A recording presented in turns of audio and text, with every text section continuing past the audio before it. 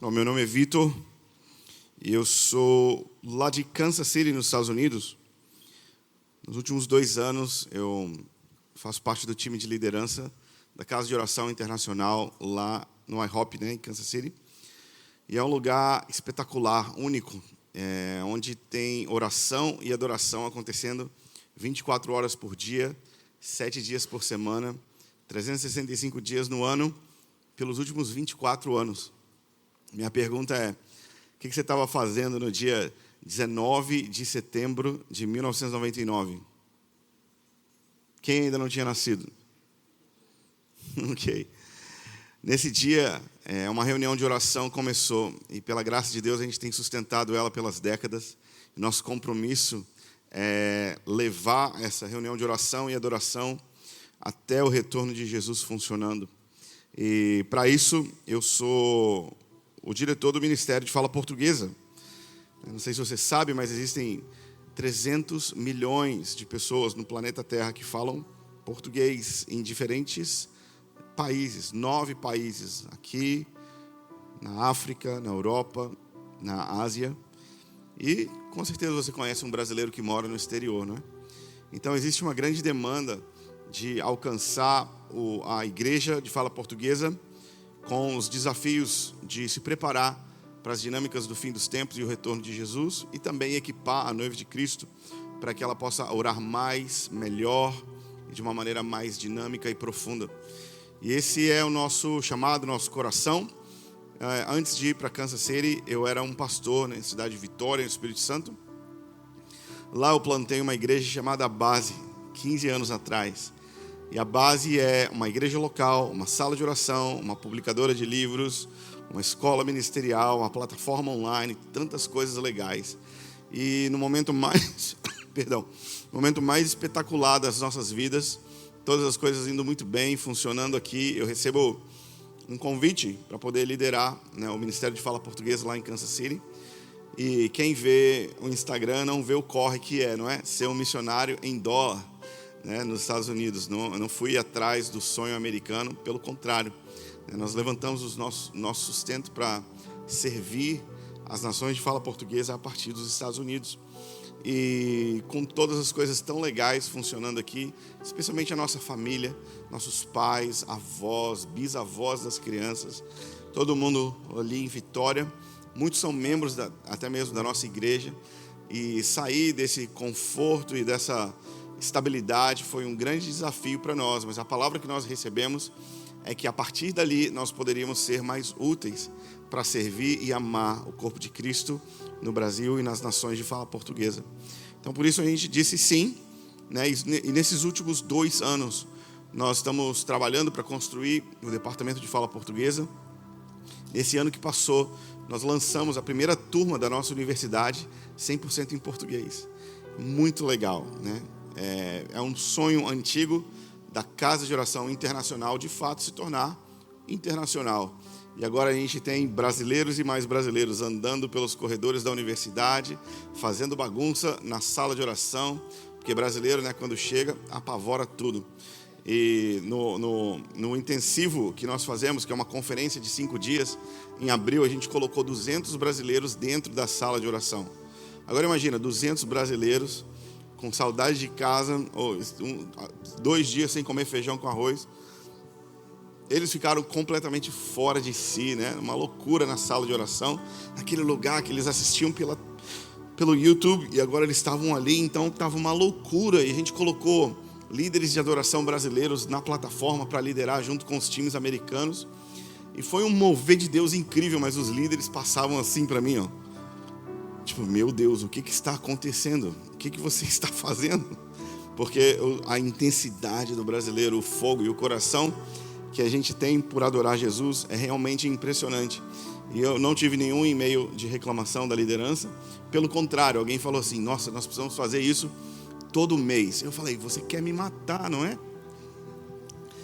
Mas a gente tem promovido a escola, a IHOP, que é a nossa formação, universidade mesmo, tanto online quanto presencial, 4 anos de faculdade disponível agora para o público brasileiro, português. E a gente também tem essa conferência que acontece cada abril, 5 dias, e a gente chama de intensivo, porque é realmente 5 dias intensos, onde você pode experimentar a cultura da casa de oração, ouvir os nossos principais líderes, e sentar na sala de oração, estar naquele lugar onde a oração acontece 24 anos, sem parar. E vai acontecer de novo agora, de 24 a 28 de abril. Se você quiser nos visitar, você é mais que bem-vindo. E a gente tem também disponibilizado alguns treinamentos online de curto prazo, né? Você pode estudar uma matéria da universidade como ouvinte, né? E o benefício de ser ouvinte é que você não precisa fazer o dever de casa, mas você tem acesso a todo o conteúdo. Ele dura sempre 2 meses. Esse bimestre agora, a gente está estudando o Cântico dos Cânticos e os Fundamentos da Graça.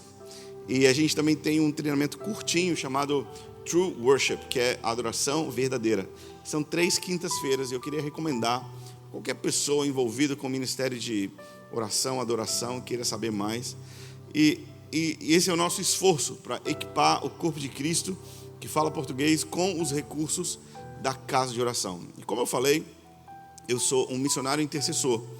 O missionário intercessor, ele entende ou abraça o chamado de que orar é a sua missão. Então, eu não sou um vendedor de cursos, nem um promotor de materiais. Eu sou um intercessor. E a minha principal atividade é estar diante de Deus. Só que estar diante de Deus traz também para os nossos corações um peso e uma responsabilidade para equipar o povo de Deus. Então é por isso que nós promovemos esses conteúdos.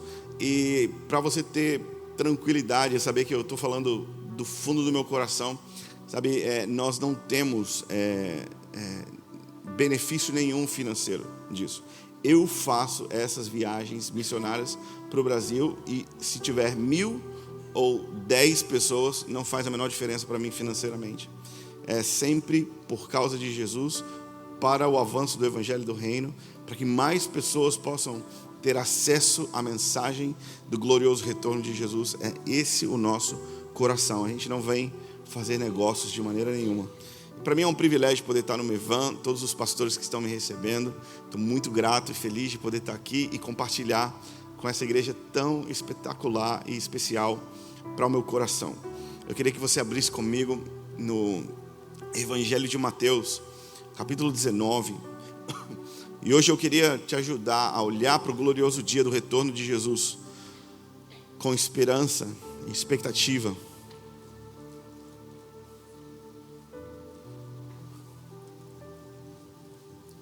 Eu sou filho de pastor, neto de pastor.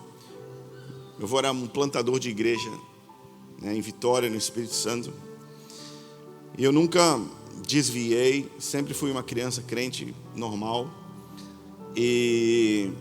Mas eu tinha um detalhe, um porém. Eu morria de medo de ser deixado para trás. Se você foi uma criança crente dos anos 80, ou se você viveu os anos 80, 90, você sabia, né, qual era a neurose. E os meus pais botavam aquelas fitas VHS para mim, e eu acho que era só para apavorar mesmo as crianças, né? E aí eu morria de medo de ser deixado para trás. E eu lembro que eu estudava todo dia de manhã na escola batista, que é filho de crente, né? E aí, domingo, eu falava para minha mãe o seguinte: mãe, eu acordei cedo a semana toda, será que eu não podia matar hoje a escola bíblica dominical? E às vezes eu conseguia, né? Estou muito cansado, fazia aquele drama, etc. Ela me deixava dormindo. Eu dormia mais 2, 3 horas e de repente, pim, acordava. E quando eu olhava, não tinha ninguém em casa. E aí, domingo de manhã, ninguém em casa, o que passava? A primeira coisa na minha cabeça: fui deixado para trás. O Espírito Santo foi retirado da terra. E agora? Já era difícil com o Espírito Santo. Sem Espírito Santo agora, estou lascado de vez. E você lembra que nos anos 80 não tinha celular. Você tinha que realmente acreditar que as pessoas estavam vivas e andando de um lugar para o outro. Você tinha que esperar, né, alguém chegar perto de um telefone. Eu não sei como é que era a vida, como era possível viver naquela, falta de controle das circunstâncias. Meu Deus do céu. Eu lembro que eu sentava domingo de manhã chorando na porta de casa. Deus, se o arrebatamento ainda não foi, eu prometo que eu vou viver melhor. Eu vou obedecer mais. E aí de repente mamãe entrava com o frango, do domingo. E falava, levanta menino, vamos almoçar. Enfim, eu fui nascido e criado no Evangelho. Por gerações, a nossa família diz que ama Jesus, mas eu amava um Jesus que eu não conhecia e que na verdade eu tinha medo do dia que era para eu encontrar com Ele. Muito contraditório, é ou não é? A gente falar e cantar para um Jesus que a gente diz que ama, mas que a gente não faz a menor ideia de como vai ser encontrar com Ele. Não existe nenhum cabimento e lógica, em dizer que amamos Deus, se não ansiamos pelo seu retorno.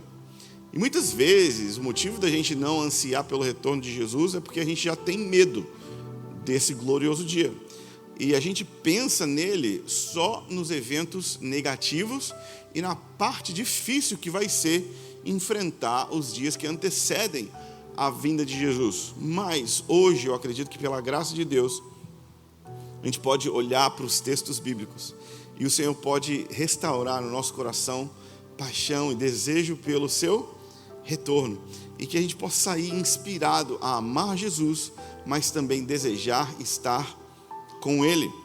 É assim que o Evangelho do Reino cresceu e avançou, não porque os apóstolos e os primeiros discípulos tinham medo de sofrer, mas porque sofrer e morrer fazia sentido à luz de quem eles um dia iriam encontrar.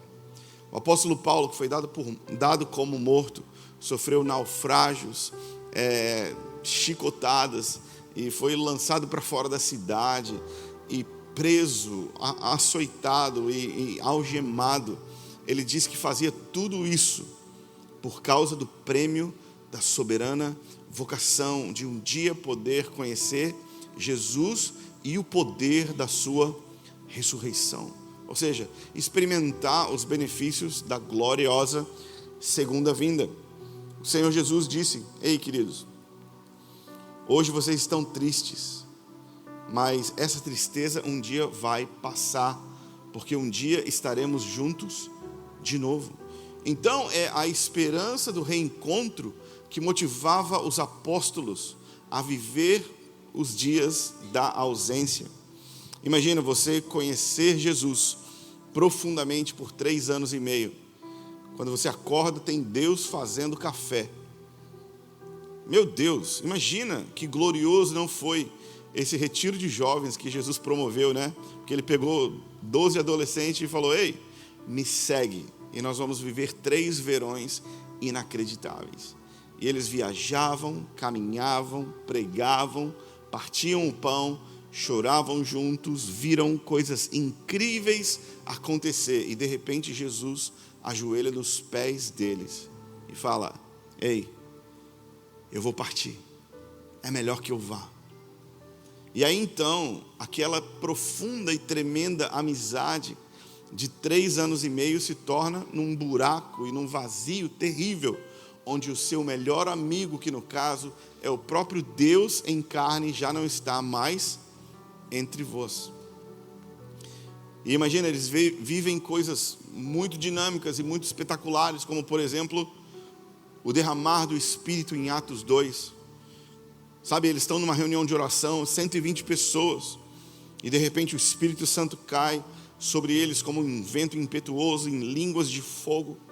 Milhares de pessoas são salvas, batizadas e adicionadas ao reino de Deus. Mas quando eles chegam em casa, tem uma cadeira vazia.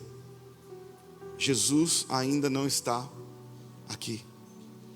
E eles viviam coisas espetaculares, mas o desejo pelo reencontro, as saudades e a vontade de ver e encontrar novamente com o seu melhor amigo, é impossível de se descrever. Hoje nós vivemos em busca, ou ansiando por um Deus que a gente nunca viu. Os apóstolos viveram os próximos 30, 40, 60 anos com saudades de alguém que eles conheceram tão de perto.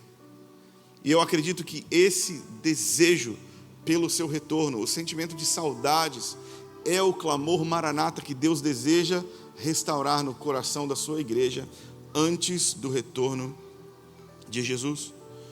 Muito pelo contrário, em vez de ter medo de ser deixados para trás, ou medo de experimentar o drama dos eventos da grande tribulação, Deus está convidando um povo para desejar e ansiar pelo seu retorno, porque sabem que quando Ele estiver, nunca mais estaremos distantes.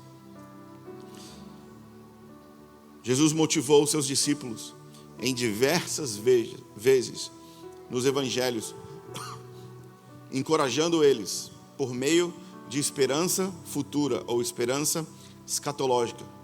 Se vocês forem fiéis no pouco, eu vou colocar vocês sobre o muito. Se vocês forem fiéis comigo, eu vou colocar vocês sobre cidades. E as próprias bem-aventuranças são impossíveis de serem cumpridas deste lado da eternidade, porque o manso herda a terra quando a terra é governada pelo manso.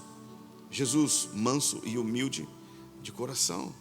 Então, Jesus motiva os seus discípulos a segui-lo de todo o coração, com base em recompensas eternas na era vindoura. Jesus não promete uma vida mais fácil, mas Ele promete uma vida eterna. É muito diferente. E aqui eu queria destacar para você o texto de Mateus capítulo 19, porque o apóstolo Pedro, ele pergunta para Jesus o seguinte, no versículo 27. Então Pedro disse: deixamos tudo para segui-lo. Qual será a nossa recompensa? O apóstolo Pedro, ele está fazendo uma avaliação. Tudo que nós perdemos, o que ganharemos por te seguir. Se o preço do discipulado é negar a si mesmo, tomar a sua cruz e seguir a Jesus de maneira radical, qual é o prêmio? Qual é o benefício? O que nós ganhamos sendo discípulos de Jesus? E Jesus, em vez de falar uma vida mais fácil ou carros zeros, Ele diz o seguinte: eu lhes garanto que quando o mundo for renovado, ou seja, durante o meu reinado no reino milenar, e o Filho do Homem estiver assentado em seu trono glorioso, vocês que foram meus seguidores também se sentarão em 12 tronos para julgar as 12 tribos de Israel. E todos os que tiverem deixado casa, irmãos, irmãs, pai, mãe, filhos ou propriedades por minha causa, receberão em troca 100 vezes mais e herdarão a vida eterna. Jesus está falando para Pedro: querido, você que deixou tudo para me seguir, a sua recompensa é que um dia nós vamos nos encontrar de novo e eu vou estar assentado no trono da minha glória. A maior recompensa de se seguir Jesus não é tentar implementar um reino de Deus sem Deus, porque é impossível realizar a obra do reino sem o rei presente. Mas Jesus lhes garante que quando for a hora da restauração de todas as coisas, nós vamos nos encontrar face a face. Se tem uma coisa que crente tem medo, é o dia do juízo final, é ou não é? Meu Deus, será que eu vou passar? Será que eu vou ser aprovado? Queridos, o dia em nosso encontro no trono, ou diante do trono de Deus, não é o dia onde nós seremos aprovados ou reprovados, porque aquele que crê já está salvo, da mesma forma que aquele que não crê já está condenado. Aquele que tem o Filho também tem a vida eterna. Então, o encontro com Jesus diante do seu trono não é necessariamente para você sair, tipo, Jesus aperta assim a cadeira do The Voice Brasil e eu te escolho. Não, você já é escolhido, você já é amado, você já é desejado. O dia do nosso encontro, na verdade, é o dia mais espetacular da história da sua existência, porque você vai ver Deus cara a cara, e Ele vai olhar para você, e Ele vai contar a sua história, e Ele vai começar a lembrar você da sua própria caminhada, e de pontos cegos que você mesmo não faz ideia do quanto são importantes para Deus na sua vida, e que Ele valoriza, tipo um copo de água sendo dado para alguém, ou como lágrimas coletadas dentro de uma garrafinha. Deus tem livros e livros e livros anotados sobre a sua vida de mansidão, humildade, obediência e fidelidade, e Ele mal pode esperar pelo dia onde você vai chegar diante dele, e Ele vai falar: vamos abrir os livros e vamos contar essa história. O Deus que te fez e que te conhece vai começar a descrever você perfeitamente, e pelos olhos e lentes da graça e misericórdia que habita fisicamente na própria pessoa de Jesus. Imagina, se eu fosse tentar me explicar, eu não ia conseguir, porque eu sou meio que uma metamorfose ambulante. Eu sou um monte de contradições ao mesmo tempo. Às vezes eu gosto do Hernandes Dias Lopes, a maioria das vezes eu gosto muito do Luiz Hermínio. E é tipo assim, meu Deus do céu, como que concilia essas coisas tão diferentes? Mas eu não consigo entender como eu sou. Nós estamos indo em direção a um glorioso dia, onde Jesus vai começar a contar quem de fato somos para Ele. Imagina, o Deus que te fez começa a descrever como Ele realmente te vê. A palavra de Deus diz que Ele vai revelar os nossos segredos mais escuros e as nossas intenções mais secretas. Mas ainda assim vai ser o melhor dia da sua vida, porque você vai ser visto como você realmente é, por quem realmente te ama e por aquele que te fez. Imagina, o Deus que te fez e que te conhece vai começar a te descrever naquele glorioso dia diante do seu trono de glória. A maioria de nós não vê o trono do juízo de maneira positiva, porque a gente pensa em juízo em termos negativos, é ou não é? Os juízos que a gente tem nem sempre são tão honestos ou justos, a começar pelo futebol. E o nosso padrão de ser julgado é geralmente por alguma coisa ruim. Então, encontrar-se com Deus diante do seu trono de glória nem sempre é uma coisa positiva, que a gente vê de um lado legal. A gente pensa sempre nas coisas ruins que podem acontecer, mas hoje eu queria que a gente olhasse para a recompensa de se seguir Jesus hoje, porque um dia estaremos diante dele, e esse vai ser o dia pelo qual você mais anseia viver. Amém? Há uns anos atrás, depois de tentar botar medo nas pessoas, por medo de ser deixado para trás, tinha um outro jeito de botar medo nos jovens, que era o seguinte: você levava os jovens para um retiro, e lá nesse retiro você falava para os jovens o seguinte: um dia, todos os seus pecados vão passar no telão do céu. Aí o cara começava a escorregar assim na cadeira,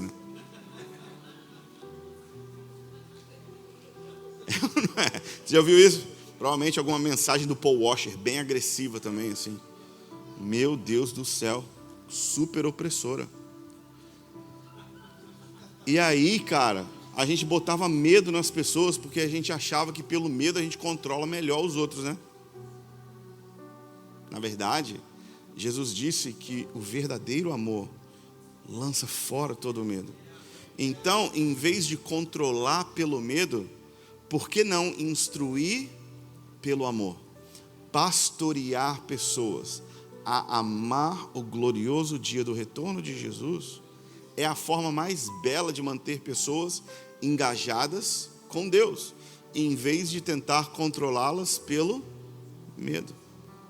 O amor é muito mais forte do que o medo, porque, querido, vergonha passa, não é? E algumas pessoas têm menos vergonha do que as outras, é ou não é? Então, vergonha de ter os meus pecados passados no telão não é a garantia nenhuma de que eu vou deixar de fazer as coisas erradas que eu quero fazer. E aí então a gente criou uma cultura de que se eu fizer o que eu quiser fazer, mas ninguém descobrir, tá ótimo, né? Porque aí ninguém cuida da minha vida, eu faço o que eu quero, mas a gente esquece que um dia o Deus que realmente nos conhece vai abrir os livros diante do seu trono sobre nós. E nesse dia, querido, eu queria que a gente olhasse desde agora com grande expectativa e desejo, anseio por Ele, não com medo, não com temor, não com vergonha, simplesmente pelo fato de que Deus já sabe quem você é e o que você faz agora. E nem assim, quando você entrou na igreja, você ganhou um raio na cabeça. Está todo mundo no bônus já, é ou não é? Está todo mundo experimentando graça sobre graça. Não tem ninguém aqui que pudesse falar para Deus: Deus, eu sou justo o suficiente para andar com plena confiança de que você não tem nada contra mim. Todos nós éramos depravados, destituídos da glória de Deus, inimigos de Deus. E nessa condição, não é quando a gente ficou bonzinho não, é nessa condição que Deus abre mão da sua glória para ir tão baixo, para nos alcançar e nos trazer tão perto, porque nos deseja de uma maneira que é completamente impossível para Ele viver a eternidade sem você diante dEle. Queridos, nós estamos falando de um Deus que nos ama tanto, que antes de fazer qualquer coisa já sonhava comigo e com você. Efésios capítulo 1 diz que Deus, antes de tudo, nos predestinou a sermos santos e irrepreensíveis diante dele em amor. Nós somos o desejo de Deus. Nós somos o alvo de um amor furioso. E o dia do juízo, o dia do trono, o nosso encontro diante do trono da glória, é o dia mais importante da sua vida.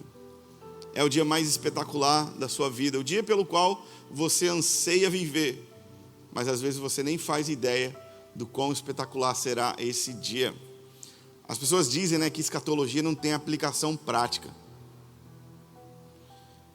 E se a gente vivesse hoje para fazer negócios, conversar com pessoas, à luz de que um dia estaremos diante do trono de Deus? Porque quando a gente pensa em escatologia, a gente lê as coisas gloriosas que vão acontecer durante a vinda de Jesus, a gente lê isso com a mesma cabeça de criança que nos foi contado as historinhas do Êxodo. E a gente acha que Moisés abrir o Mar Vermelho é uma historinha de neném. E que Daniel, na cova dos leões, é tipo assim, para você fazer brinquedinho com o dedo. Uau! Uau! E a gente esquece do tamanho do drama que está diante de nós. Escatologia, ou o estudo do fim dos tempos, tem o poder de transformar o nosso agora, porque todo aquele que sabe para onde está indo, se prepara. É ou não é? Se você não sabe para onde você está indo, você é levado de qualquer maneira. Mas a única maneira de se chegar pronto diante do trono do juízo de Deus é pensando agora no trono do juízo de Deus. E aí, Pedro, o que você acha? Qual vai ser a nossa recompensa? Jesus fala, um dia, nós estaremos cara a cara de novo, diante do trono. Eu queria que você imaginasse você, diante do trono da graça, Jesus, olhos cheios de amor, como ninguém jamais amou. O Deus glorioso de Gênesis 1, sentado à direita da majestade, te chama pelo nome e fala, oi, tudo bem? Bem-vindo. Chegou a sua vez.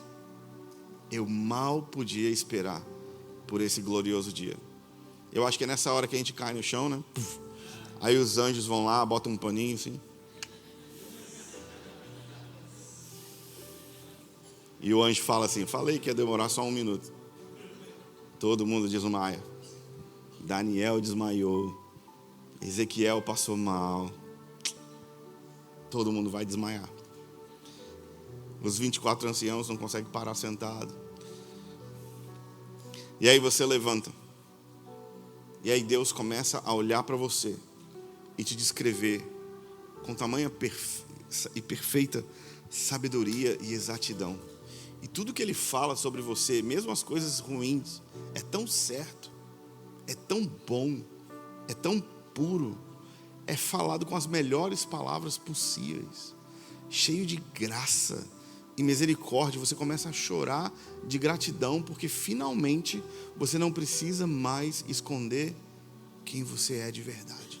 Alguém te conhece, e essa pessoa, mesmo te conhecendo, não te condena.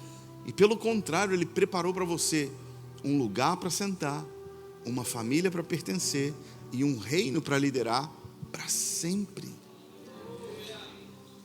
E Ele começa a dizer, você lembra daquele dia? Eu estava com você. Você lembra daquela lágrima? Eu chorei com você.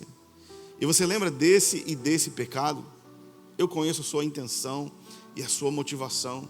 E quando todo mundo falou as coisas que disseram sobre você, só eu sabia o que realmente estava se passando no seu coração. E o Deus que nos conhece tão profundamente começa a nos descrever com tamanha graça. E nós vamos ser compreendidos finalmente pelo Deus que nos ama perfeitamente.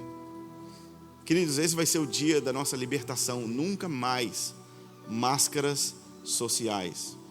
Nunca mais fingir que está tudo bem.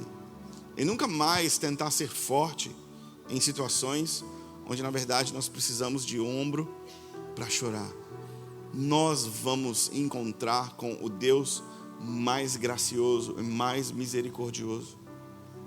Tem uma coisa, esse Deus é impossível de se manipular. Então tudo que Ele diz é a mais absoluta verdade. E você não tem como chegar diante de Deus e falar assim, mas Deus, eu era lá do Mevan, pastor Luiz Hermínio, um cara muito legal. Não, é eu e você. Mas pastor, aliás, mas Senhor, eu acho que se eu tivesse nascido um pouco mais rico, as coisas... Aquele homem, impossível de se manipular, impossível de se dobrar, a sua voz é como uma espada afiada. E Ele discerne todas as nossas motivações e emoções. E Ele vai desfazendo todos os equívocos e mentiras que nós mesmos pensamos a respeito da nossa própria vida. E Ele vai nos libertando vez após vez com a verdade e com a sua opinião sobre nós. Eu acredito que pensar a respeito do trono do juízo de Deus é a maneira mais libertadora de se viver a vida cristã. Como assim, Vitor? Porque se nós cremos que um dia seremos avaliados por Deus como de fato somos, nós podemos viver o agora sem medo do que as pessoas dizem sobre nós, nem mesmo manipulados pelo que sentimos e pensamos sobre nós mesmos. E nós saímos do lugar de avaliar se as pessoas estão certas ou erradas, mas ansiamos pelo dia onde todos nós juntos vamos comparecer diante do trono da graça. Abre comigo na carta 1 aos Coríntios, capítulo 4. Aqui o apóstolo Paulo ele mostra para nós como ele decidiu viver.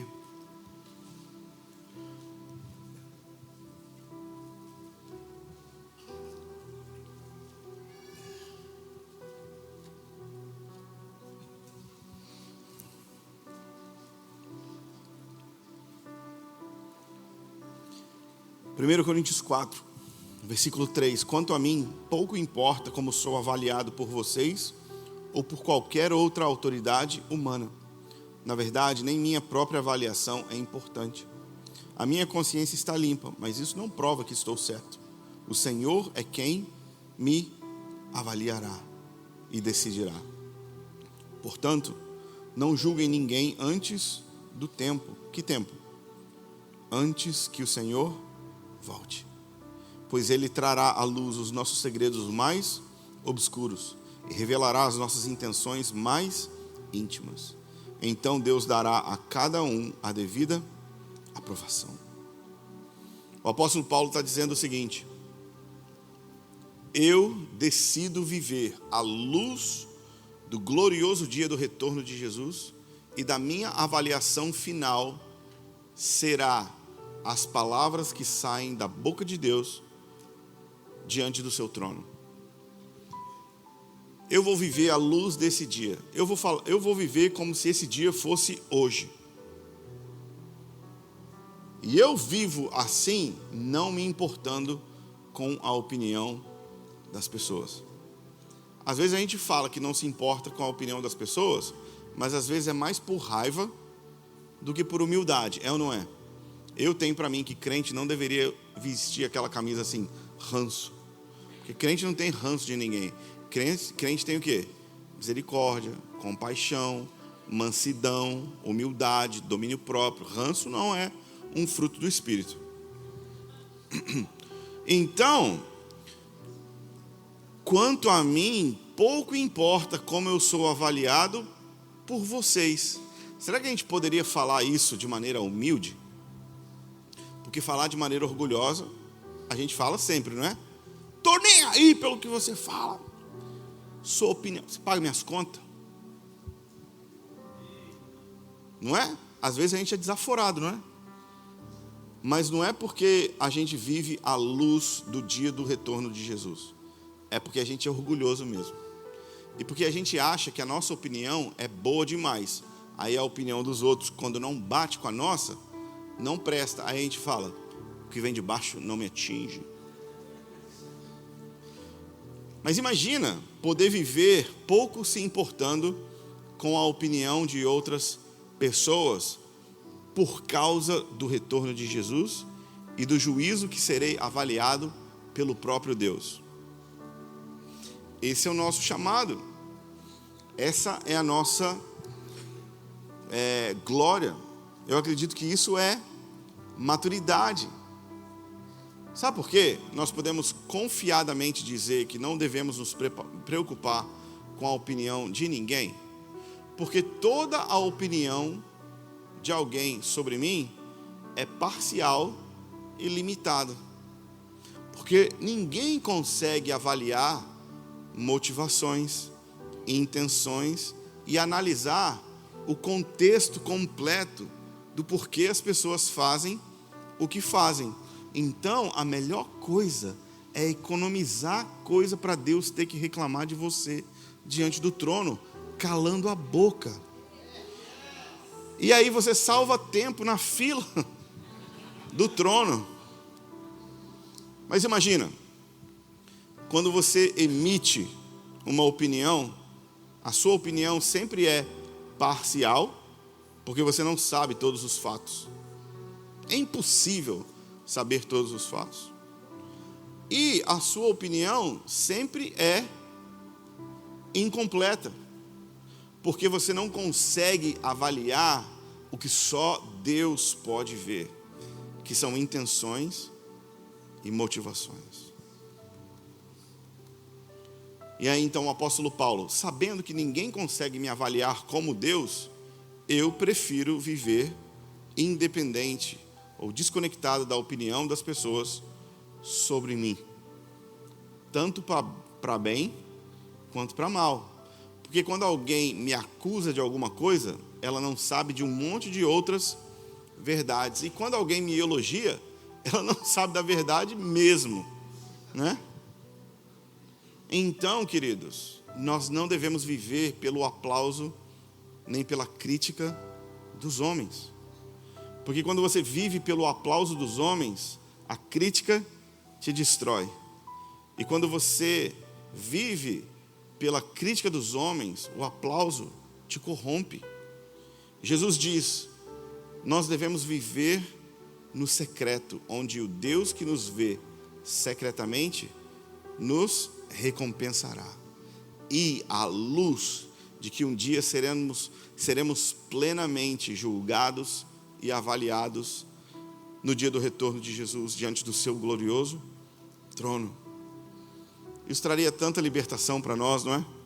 Se a gente conseguisse viver sem se importar, ou sem se deixar ofender pelo que os outros dizem ou deixam de dizer sobre nós. Eu costumo dizer o seguinte, querido: por melhor que você seja, sempre vai ter um chinês que faz alguma coisa melhor que você. É ou não é? E mais barato. Então, esquece. Vive sua vida, pouco se importando com a avaliação dos outros. Isso é um chamado para a irresponsabilidade e a independência uns dos outros? Não, de maneira nenhuma. Porque um pastor, ele não deseja manipular nem controlar ninguém pela sua opinião. Mas ele deve ajudar pessoas a tomar boas decisões que o deixam melhor preparado para se apresentar diante do trono de Deus. Então o pastor não está ali para dar opinião, ele está para refletir qual é a vontade de Deus junto com as pessoas. Então não é um convite para vivermos independentes da igreja, nem independentes do pastoreio ou da opinião verdadeira que nos aconselha, mas para juntos pensarmos como nós podemos estar mais preparados, ou melhor preparados, diante do trono da graça de Deus. E ele diz uma outra coisa que é muito importante também para nós: pouco me importa como sou avaliado por vocês ou por qualquer outra autoridade humana. A gente fica bem preocupado, né? Com o que as autoridades e as pessoas importantes dizem ou deixam de dizer. E na verdade, a gente fica bem desesperado com essa questão das autoridades humanas, porque não temos revelação da autoridade de Deus sobre nós. Queridos, sempre vai haver uma troca de quem está nas cadeiras importantes dessa era. Mas um dia vem um filho do homem nas nuvens do céu, com fogo, poder e glória, e o seu reinado jamais terá fim. E até lá a gente vai ter controvérsias e opiniões diferentes. O apóstolo Paulo, ele fala: o que as autoridades pensam sobre mim, se eles forem me prender porque eu prego, ótimo, vou preso. Se eles não forem me prender porque eu prego, eu devo tomar cuidado, porque talvez eu não esteja confrontando eles o suficiente. Então, a igreja profética não vive preocupada com a opinião das autoridades humanas. Na verdade, ela serve como um letreiro, um luzeiro resplandecente, apontando para o dia do glorioso retorno de Jesus, onde todos, homens, mulheres, vivos e mortos, um dia se apresentarão. O apóstolo Paulo, ele continua dizendo uma coisa aqui aterrorizante. A minha consciência está limpa, mas isso não prova que eu estou certo. Como assim? Como assim? Porque a gente é muito confiante que a melhor maneira de viver é a forma como a gente vive, não é? E que se todo mundo fizesse do jeito que a gente faz, o mundo seria muito melhor, é ou não é? A gente pensa que tipo, se eu pudesse implantar o victorismo, ia ser muito bom, muito melhor, porque o que eu penso, queridos, aí é realmente muito bom, não é? E a gente julga as pessoas pelo jeito que elas fazem as coisas, simplesmente pelo fato que a gente acha que o nosso jeito é o melhor. E se a gente mesmo faz coisas muito ruins e dorme em paz, isso não é a garantia de que estamos certos. O apóstolo Paulo fala o seguinte: a minha consciência ela está limpa, mas isso não significa nada. Isso não prova que eu estou certo. Queridos, não existe prova de que o seu jeito de viver é o melhor jeito de viver. Porque o único e grande definidor de maneira correta e sensata de se viver, haveremos de descobrir quando estivermos diante do trono de Deus. Aterrorizante, né? Porque crente é orgulhoso da maneira que vive. Nós deveríamos viver humildes, sabendo que o Senhor é quem me avaliará e decidirá. Agora é hora de julgar ninguém. Agora não é hora de julgar, porque não é pela maneira que julgamos que as pessoas mudam. As pessoas mudam quando estendemos graça e misericórdia. Quando a gente bate boca e tenta convencer pelo argumento, a gente perde corações. Mas quando nós estendemos graça e misericórdia, alcançamos, assim como também fomos alcançados. Quando Jesus voltar, Ele trará luz aos nossos segredos mais obscuros e revelará as nossas intenções mais íntimas. E isso pode ser aterrorizante ou isso pode ser libertador. Porque um dia estaremos diante de Deus com plena confiança de que Ele é por nós e favorável a nós. E tem pensamentos de paz e não de mal, para nos dar um fim incrível. E Ele que realmente nos conhece e que nos fez existir, nos ama e nos deseja como mais ninguém.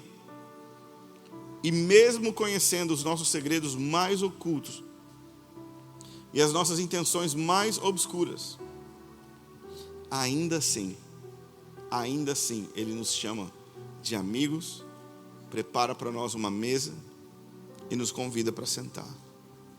Nos convida para cear.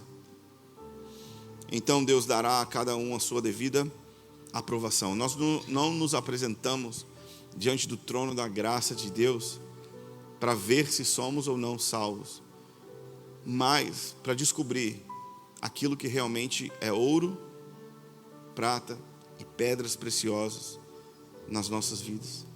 Aquilo que realmente valeu a pena ter vivido para ter. E aquilo que foi uma perda de tempo, viver ou fazer. O nosso encontro diante do trono de Deus deve ser o profundo anseio do coração de cada crente, porque não existe noiva que não fique pensando o dia inteiro sobre o dia do seu casamento. É ou não é? Se você estiver perto de uma noiva, você pega o telefone dela e abre o Pinterest. É buquê, é vestido, é macarons, é cupcakes, é pôr do sol, é tudo mais de 10 mil reais, querido. Não tem nada barato. Mas por quê? Porque uma noiva, ela é obcecada pelo dia do seu casamento. E eu acredito que se Jesus voltasse hoje, a gente ia ver assim, ó, tem alguém vindo. É mesmo. Ele falou que ia vir, mas a gente estava tão feliz fazendo um monte de coisa aqui. A gente estava tão ocupado brincando de igreja, eu estava tão satisfeito com as minhas atividades. Jesus, dá para esperar mais um pouquinho, não? Eu não acabei ainda a minha tarefinha aqui. Sendo que uma noiva de verdade anseia por encontrar com o seu noivo. Ela é apaixonada. A principal característica de uma noiva é o desejo pelo seu noivo. E é por isso que em Apocalipse capítulo 22, é o espírito e a noiva, no ápice da sua maturidade, ansiando pelo seu encontro com Jesus. Se nós pudéssemos viver à luz do glorioso dia e deixar a eternidade começar a influenciar o nosso agora. Deixar o futuro invadir o nosso presente e viver à luz do glorioso dia, como se fôssemos comparecer diante do trono da sua majestade, hoje mesmo.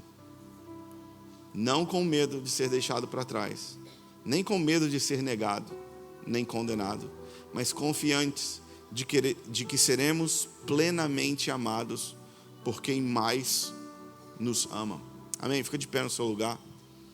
Espero que tenha inspirado você a viver o hoje, cheio de esperança e expectativa.